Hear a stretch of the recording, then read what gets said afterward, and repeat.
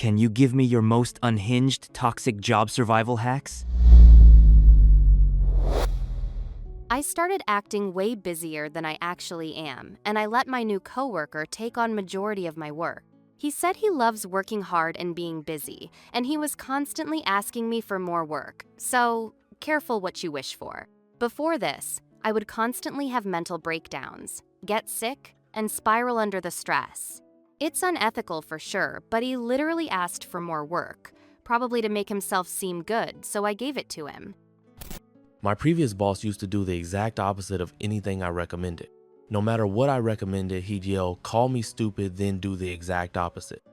So I started recommending really bad ideas. He'd yell, "Call me stupid," then do exactly what I wanted to do. Opposite of the bad idea. At the end of the day, our company thrived and we had the best years financially we ever had. My boss ran around telling everyone it was all his idea and how stupid I was. Then I resigned and went to a competitor. The competitor is thriving and my prior company is about to get acquired because they are failing. Make use of the scheduled email options in Outlook. Use your imagination. You can schedule a strategic reply to send at 4:59 p.m., or even stagger some emails throughout the week on Monday. So each day you're appearing to churn out your deliverables, even if they all were complete already. One creative person I worked with years ago was so fed up with marketing never knowing what they wanted, asking for constant art revisions. They scheduled sending the work the afternoon before it was due, so there was no time for changes. George Costanza model. Act busy all the time and people always start with, "Sorry, I know you're so busy," and tell everyone else you're busy. Reduces workload, reduces interruptions, increases positive perception of strong work ethic across.org. I know someone at my company who just left at lunchtime and never came back since they don't make us scan our badges to leave, only to get inside. And we clock in and out on Teams. Dude got away with it for probably 6 to 7 months and only got caught once someone else ratted on him. Get yourself a clipboard with a bunch of numbered instructions typed out and clipped to it and put a pen behind your ear. Anytime one of the suits comes around, just start pointing at something way off in the distance while you are talking to someone. Don't change your tone or topic of conversation. Simply add the pointing while holding the clipboard. This will take you all the way through the end of middle management, regardless of profession and occupation.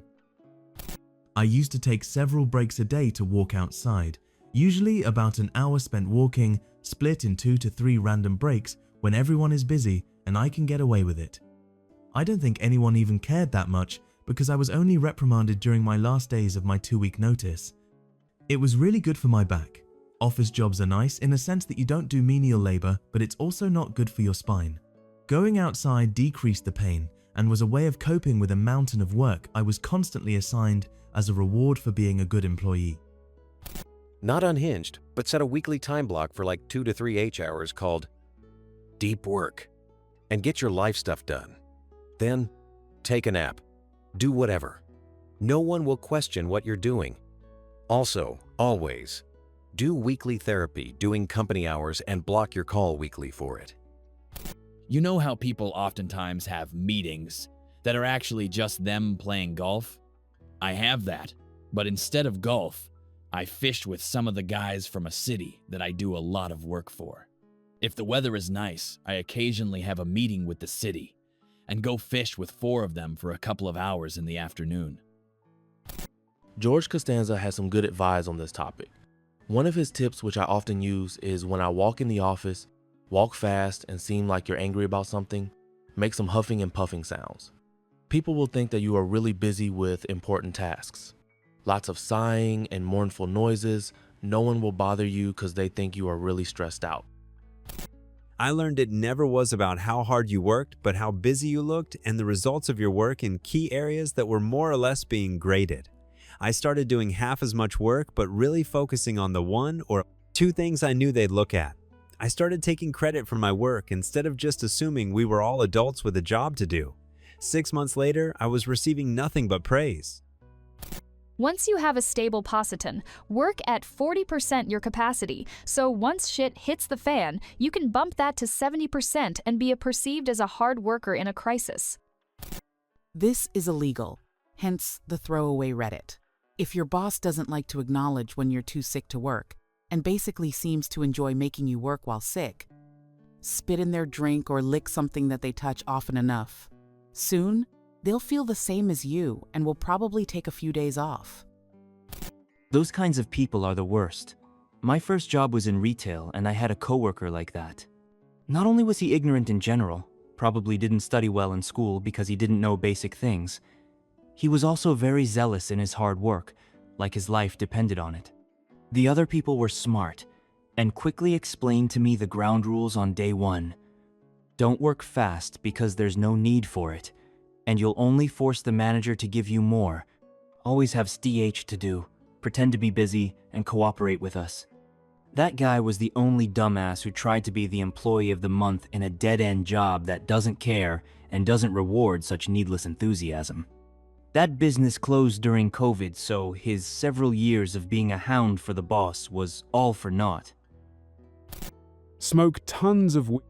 Like, so much, you need to take a nap in the bathroom at some point after lunch. I recommend vape pens if you need to be super discreet and don't want to smell like weed. MJ Arsenal even makes this cool device called a Houdini that you can blow your smoke into. Really a next-level setup for getting high at work. If there's a problem and you know the solution, don't say so right away. Pretend to work really hard for an hour or even a day, and then solve the problem. Assuming no one else solves the problem in that time, you'll be a hero and everyone will be impressed that you solved such a hard issue. If you solve it immediately, everyone will think that the solution was easy and will wonder why you let it occur in the first place. This also applies to clients. If a client asks for a feature that you've already implemented, delay the release and tell them that you'll work overtime to get it done. If you do it right, you might be able to get them to pay you for the work. Make no enemies. Even if you had someone, be nice to everyone. Make everyone love you. You have no idea how many times I've run into former colleagues who have worked their way up in new roles over the years. Don't burn bridges. Even if you think a colleague at work is your friend, don't join them in talking shit on people, because you just never know. I used to have a micromanaging boss who sent me 20 emails in a day. So much so that I start to miss out on important emails from other stakeholders. It was so frustrating until I set a rule in Outlook to send his emails to a folder, so when I have settled other more important matters, I will refer to that folder at maybe after 1 hour into the office. Trust me, I do not miss out on anything important, as his emails are just repetitive reminders. Spoke about fictional elderly grandparents that I helped care for in the interview. And then after getting the job, I used them as reasons why I couldn't go to events or work longer hours. Got time off when things weren't good and they were in the hospital. Also got time off for grieving and going to the funeral. They loved Vegas, wanted to be buried there. If I ever had to ask my long-winded boss a question, I would take an empty coffee cup with me. I could easily say I was on my way to get coffee, but wanted to ask a quick question first. Rarely does anyone get in your way when you need coffee. Started to just always carry one around. Got me out of a lot of pointless conversations. Not really that unhinged, I guess. Fair question. I worked in banking my entire career, so no leaving confidential information or paper unlocked as against policy. However, for a short time, I worked at a construction and engineering company. The owner was a boomer engineer asshole, and his tiny pea brain questioned my work capacity. So that's when I learned to just leave stacks of paper out. His desk was a mess too. Thankfully, I don't work for that dick any longer, but he was definitely a toxic man. It gave me a better understanding between small business and corporate life. Mentioned vacation plans I never planned to take. Just all kind of tiny things that would equate to grievances my hypersensitive directors would be needlessly offended by. Planning to get pregnant even though I wasn't. Love this. Yes. Had the same thing happen when someone new started after the old one got sick for over 8 months. I tried putting them onto the game, but they kept saying they liked being busy, so it's like you said, careful what you wish for. I've learned the hard way that at the end, you always end up being punished for working too hard with more work.